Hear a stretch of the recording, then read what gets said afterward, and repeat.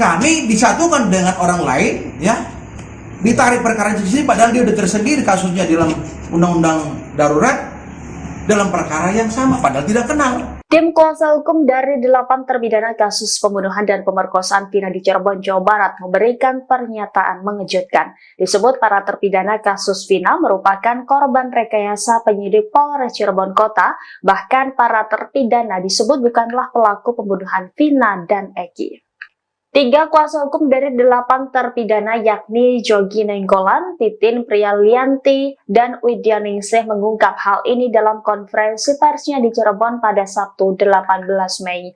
Jogi Nenggolan mengatakan bahwa pihaknya menemukan banyak kejanggalan dalam penetapan tersangka kasus ini. Ia menyebut kasus ini direkayasa polisi lantaran ke-8 terpidana tidak mengenal korban Vina dan Eki.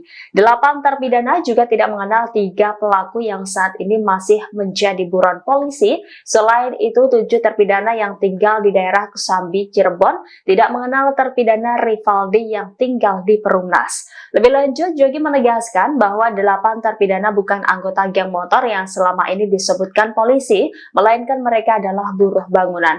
Dijelaskannya saat kejadian pembunuhan Vina dan Eki 8 tahun lalu, 7 terpidana tengah berkumpul di malam hari. Jogi pun membantah jika kliennya melakukan pemerkosaan terhadap Vina. Kala itu pihaknya sudah berupaya menunjukkan bukti bahwa kliennya bukan pembunuh dan pelaku pemerkosaan Vina. Ia bahkan sudah mengajukan pra peradilan tetapi tidak berhasil.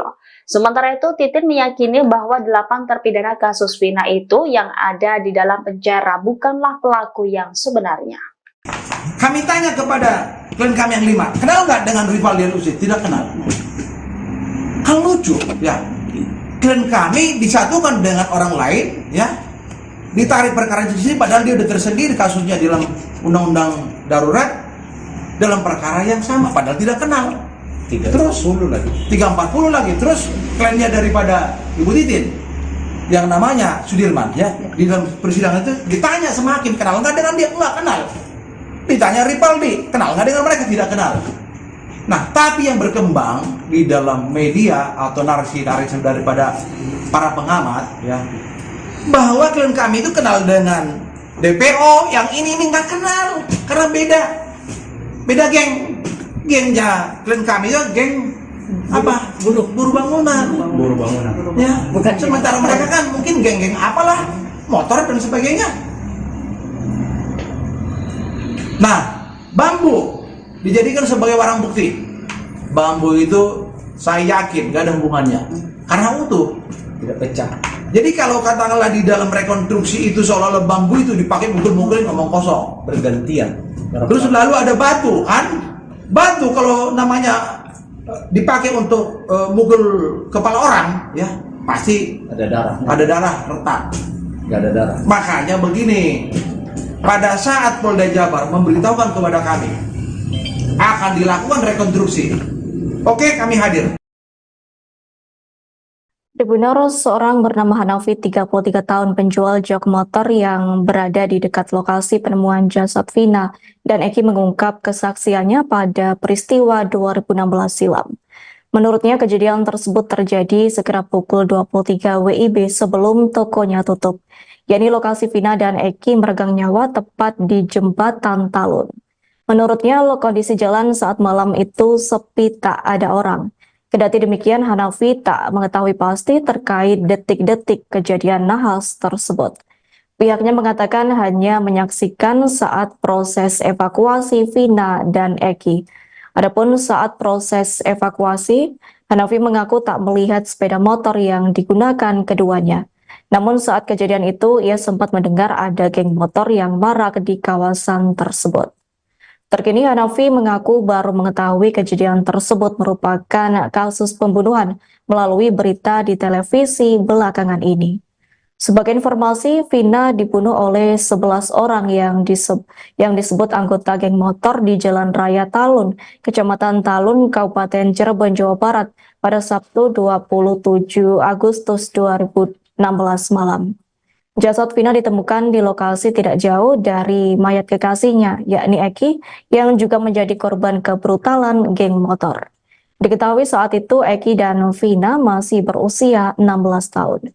Saat itu jasad keduanya dibuang di bawah jembatan layang. Hal itu bertujuan untuk mengelabui bahwa seakan-akan kedua korban meninggal dunia karena mengalami kecelakaan tunggal. Terkini, Ibtu Rudiana selaku ayah dari almarhum Muhammad Rizky Rudiana atau Eki turut membuka suara atas kasus yang kembali mencuat ke publik.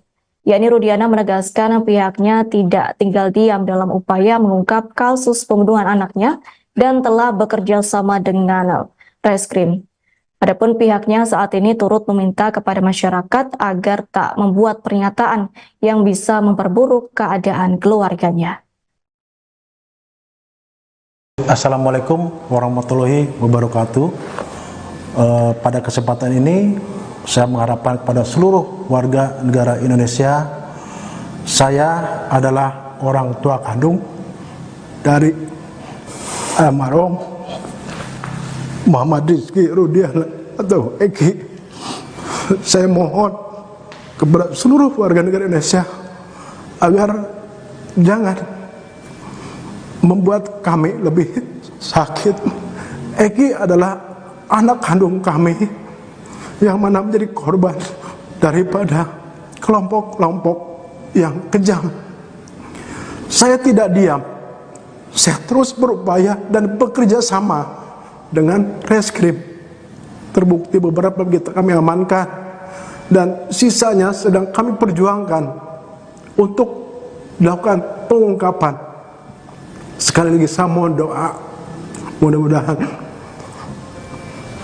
orang-orang yang telah mengambil nyawa anak saya bisa segera terungkap.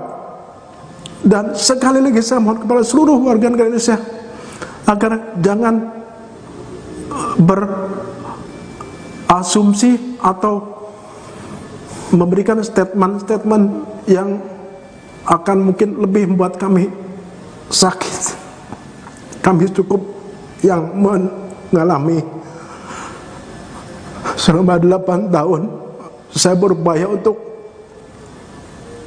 sabar, dan saya mohon agar seluruh Indonesia bisa mendoakan anak saya supaya tenang, dan juga bisa mendoakan supaya pelakunya bisa segera terungkap. Ketiga pelaku pembunuhan dan pemerkosaan Vina di Cirebon hingga saat ini masih belum terungkap. Sejak 8 tahun yang lalu atau 2016, 3 pria yang terlibat pembunuhan Vina dan Eki itu tak diketahui keberadaannya. Namun 8 pelaku lainnya berhasil ditangkap dan dijatuhkan hukuman seumur hidup. Namun 1 di antaranya hanya divonis penjara 8 tahun. Dikutip dari Tribuyus.com, anggota geng motor pelaku kasus Vina di Cirebon rupanya membantah telah memperkosa korban.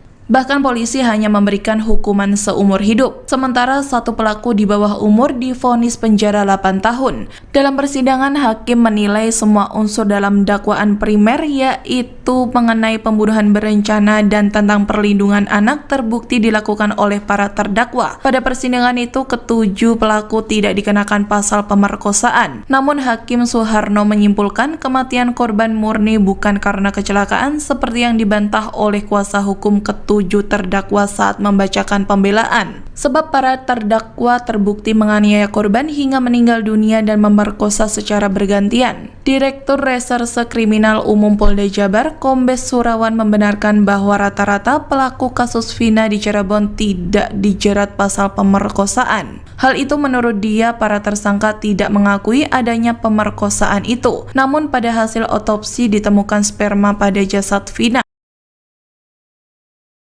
Inilah sosok Ramadhani,